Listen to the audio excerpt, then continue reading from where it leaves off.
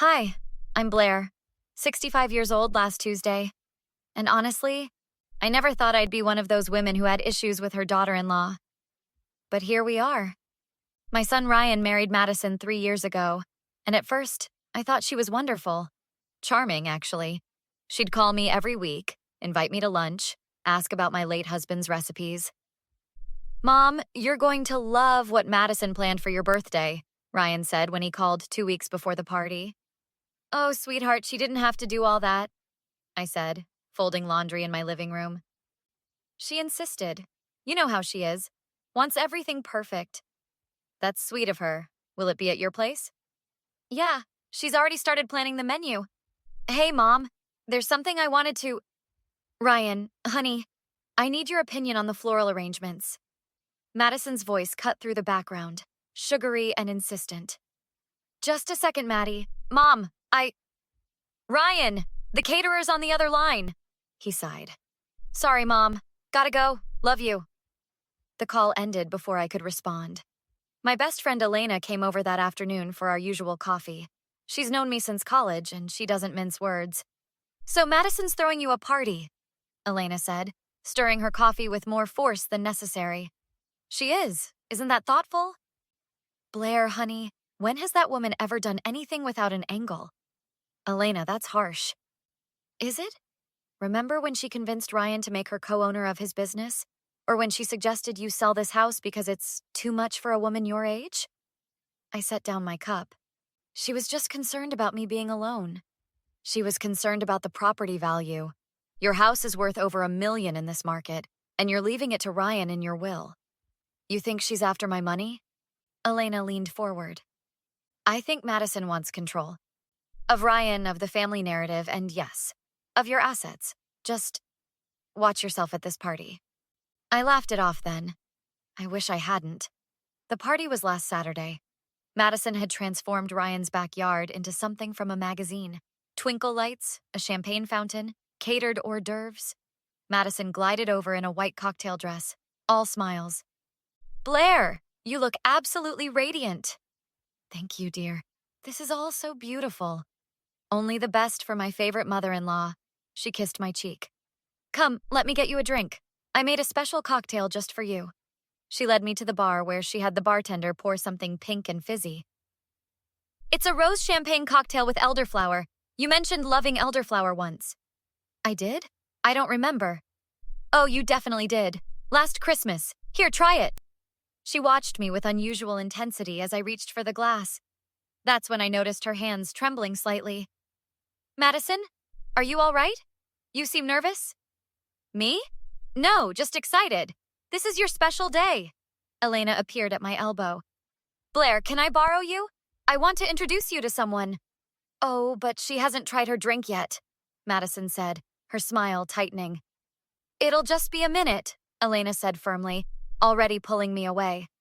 Once we were out of earshot, Elena whispered, Don't drink anything Madison gives you. What? Why? I just saw her at the bar. She pulled something from her purse, a small vial, and poured it into that drink when the bartender turned around. My blood ran cold. Are you sure? Positive. I watched her do it, then watched her face when you picked up the glass. Blair, she looked terrified and excited at the same time. We returned to where I'd left my drink. Madison was standing there, fidgeting. Everything okay? I asked casually. Of course. Try your drink before it gets warm. Actually, I need to use the restroom first. Elena, would you mind holding this? Not at all. I watched Madison's face fall as I walked away. When I returned, I had a plan. Sorry about that, I said, reaching for what I thought was my glass. But I deliberately picked up Madison's identical cocktail instead. Cheers! I raised the glass to my lips but didn't drink. Madison, however, grabbed what she thought was her own drink, actually mine, the drugged one, and took a long sip. Elena caught on immediately and gave me the slightest nod. This is delicious, Madison, I said, pretending to sip. What did you say was in it? Oh, just rose champagne and elderflower and... She trailed off, her eyes widening as she looked at her own glass. And what else? Elena asked pointedly. Madison's face went pale. I need to sit down. Are you feeling all right, dear? I asked. I'm fine, excuse me. She hurried toward the house, stumbling slightly. Ryan rushed over. What's wrong with Madison? I don't know, sweetheart. She suddenly felt ill. Within 15 minutes, Madison was vomiting in the bathroom. Ryan wanted to call an ambulance, but Madison refused, insisting it was just food poisoning. But Elena and I knew better. The morning after my party, Elena came over with her laptop. We need to talk about what happened, she said. I still can't believe it. Why would Madison want to drug me? That's what we need to find out. But first, we need proof. Did you keep that glass? I rinsed it out. I wasn't thinking clearly. Damn. Okay, we work with what we have. I'm a witness, but we need more. Have you noticed anything else strange lately? I thought back. She's been pushing hard for me to sign some papers, said they were for a family trust. Did you sign them? No, I wanted my lawyer to review them first. Madison seemed annoyed. Do you still have copies? In my desk. Elena examined them, her expression growing darker. Blair, these aren't trust documents. This is a power of attorney form. If you'd sign this, Madison would have complete control over your finances and medical decisions. My stomach dropped. She lied to me. She's been planning this. The drugging wasn't random. I bet she wanted you to appear incompetent at your own party. With witnesses seeing you disoriented, she could claim you're not fit to manage your own affairs. My phone rang. Ryan. Mom, how are you feeling? I'm fine, honey. How's Madison? She's still pretty sick. She thinks it might have been the shrimp. Hey, Mom, she mentioned you haven't signed those family trust papers yet? Ryan, have you actually read those papers? Well, no. Madison handles all our legal stuff. Why? Because they're not what she told you they were. They're power of attorney documents. Silence. Then, that can't be right. Your father left me comfortable, Ryan. My house alone is worth over $1 million. I'm leaving it all to you anyway, but Madison wants control of it now. Mom, you're misunderstanding. Am I? Ask yourself why she's in such a hurry. Why she needs me to sign papers without my lawyer reviewing them. I'll talk to her. He hung up abruptly. 2 days later, Ryan showed up at my door alone. He looked exhausted. We need to talk, he said. I made coffee and we sat at my kitchen table. Madison's upset that you're accusing her of trying to trick you, he began. Ryan, those documents. I know, I looked at them. You're right. They're power of attorney forms. And? He rubbed his face. She said it was a mistake, that her lawyer mixed up documents. Do you believe that? I want to. That's not the same thing. Ryan, Elena saw Madison put something in my drink at the party. His head snapped up. What? Your wife drugged my cocktail. I switched glasses, and she drank it instead. That's why she got sick. That's insane.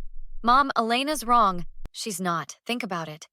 Madison insisted I drink that specific cocktail, watched me like a hawk, panicked when I left it unattended. Then she got violently ill after drinking what she thought was her own glass. You're saying my wife tried to poison you? Not poison, drug. Probably something to make me confused or sedated. With witnesses seeing me impaired, those power of attorney documents would look a lot more reasonable, wouldn't they? Ryan stood up, pacing. This is my wife, Mom. The woman I love. I know, sweetheart, but I need you to consider the possibility that I'm right. I can't. I won't. Then install a camera in your home. Tell Madison it's for security. See what happens. You want me to spy on my wife? I want you to protect yourself, and me. He left without agreeing, but I could see doubt in his eyes. Elena called that afternoon. I did some digging. Called my niece, who's a pharmacist. Described Madison's symptoms. The sudden onset, the vomiting, the disorientation. And? Could be Rohypnol or a strong sedative. They act fast, cause confusion and memory loss. Perfect for making someone seem incompetent. Can we prove it? Not without her blood work from that night. But if she tried once, she'll try again. So what do? We catch her in the act. Next time we're ready. The opportunity came sooner than expected. Madison called 3 days later, her voice dripping with sweetness. Blair, I feel terrible about how we left things. Ryan told me you're upset. Did he tell you why? There's clearly been a misunderstanding about those documents. I'd love to explain in person. Can I take you to lunch tomorrow? Elena was at my house when the call came. She furiously shook her head, but I had a different idea. That would be lovely, Madison. After I hung up, Elena stared at me. Have you lost your mind? We need proof, right? She'll try something. And this time I'll be recording. The next day, I met Madison at an upscale restaurant downtown. I'd hidden my phone in my purse, recording everything. Madison ordered us wine. I want to apologize, Blair. I should have been clearer about those documents. They're power of attorney forms, Madison. Yes, but only for your protection. What if something happened to you? Ryan would need access to help you. Ryan's already my designated power of attorney. Has been for years. Her smile faltered. Oh, I didn't know that. Because you never asked. You just needed my signature. You're making this sound sinister when it's not. Our food arrived. Madison had ordered us matching salads. I watched carefully as she suddenly knocked over the salt shaker. Oh, how clumsy! She reached across, creating confusion. Let me just... When she sat back, I was certain she'd done something to my food. Actually, I prefer your salad. Let's switch, I said quickly, swapping our plates. Her face went white. No, this one is yours. I insist. Blair, really, I'd rather... Is there a reason you don't want me to have this salad, Madison? She stared at her plate, now mine, with naked fear. What did you put in it? I asked quietly. Nothing! You're paranoid! Then eat it. Prove me wrong. I'm not hungry anymore. Eat it, Madison. People at nearby tables were starting to stare. Madison's hands trembled. You switched the drinks at my party too, didn't you? Her voice was barely a whisper. You tell me. What was in my cocktail, Madison? I don't know what you're talking about. Yes, you do. That's why you got sick. You drank what you intended for me. She stood abruptly. I don't have to listen to this. Sit down. Ryan's voice came from behind her. Madison spun around. Ryan, what are you doing here? Mom texted me. I've been listening from the bar. He looked devastated. Maddie, what's in that salad? Nothing. Then eat it, I repeated. You people are crazy. She grabbed her purse and headed for the door. Ryan caught her arm. I installed cameras at home like Mom suggested. I've been watching the footage. Madison went rigid. I saw you going through Mom's purse when she visited last week. I saw you practicing forging her signature. I saw you researching sedatives on your laptop. Ryan, I can explain.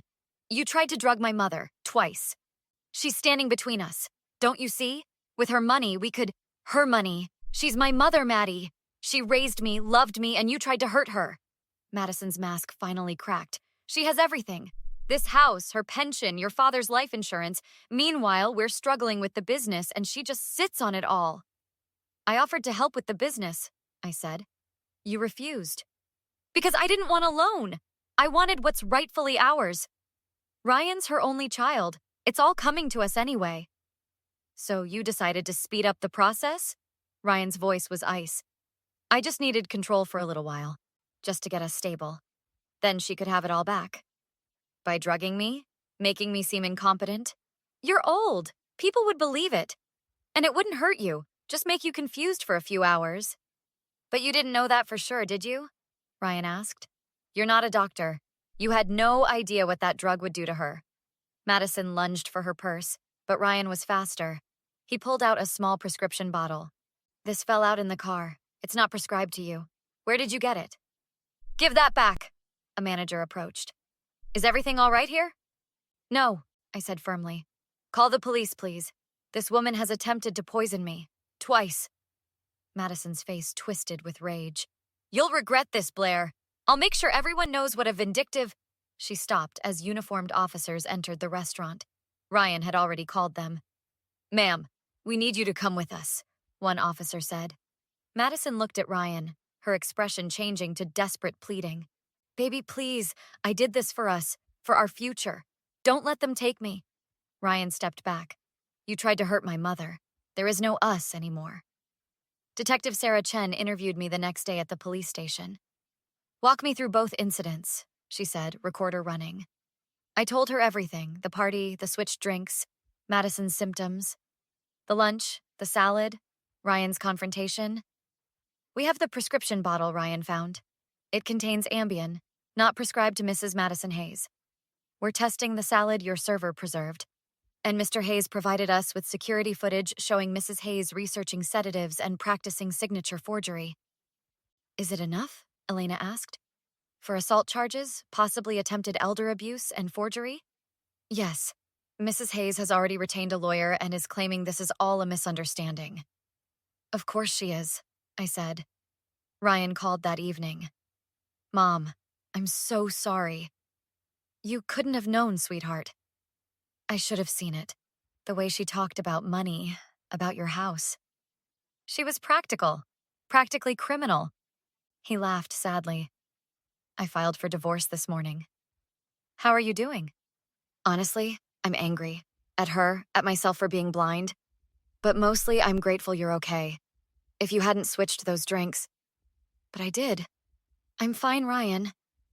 Will you come stay with me for a while? I'm not alone. I have Elena, my friends, my students, and I have you. Always, Mom. Always.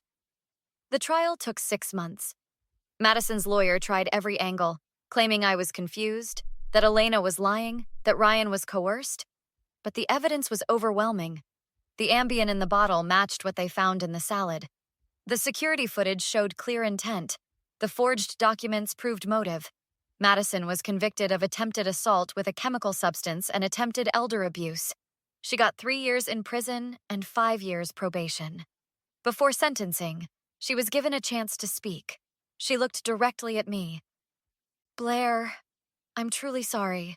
I was desperate, and I made terrible choices. If you could find it in your heart to forgive— No, I said clearly. I will never forgive you. You didn't just try to hurt me. You tried to manipulate my son, steal my autonomy, and destroy my peace of mind. You made calculated, repeated attempts to drug me for financial gain. That's not desperation. That's cruelty. But I never meant to really hurt you. You didn't care if you did. That's worse. You're only sorry you got caught. The judge agreed. Mrs. Hayes, your actions showed callous disregard for your victim's well-being. This sentence reflects the seriousness of exploiting trust within a family. After the sentencing, Ryan, Elena, and I went to dinner. How do you feel? Elena asked. Relieved, vindicated, a little sad. For Madison? Ryan asked, surprised. For what could have been. I really did try to welcome her. She didn't deserve you, Mom. Maybe not, but you do. I squeezed his hand. And I'm not going anywhere. 6 months later, I'm doing better than ever. I volunteer at a senior center, teaching others about financial exploitation. I've updated my will, my power of attorney documents, and made sure everything is legally protected. Ryan's thriving. His business recovered. He's dating again, taking it slow. And me? I'm 66 now, sharper than ever. And I've learned that trust is precious, but verification is essential. My house is mine, my life is mine, and no one, family or otherwise, will take that away. Madison wrote me from prison last month, another apology. I sent it back unopened. Some things don't deserve second chances. Have you ever had someone close to you betray your trust? How did you handle it?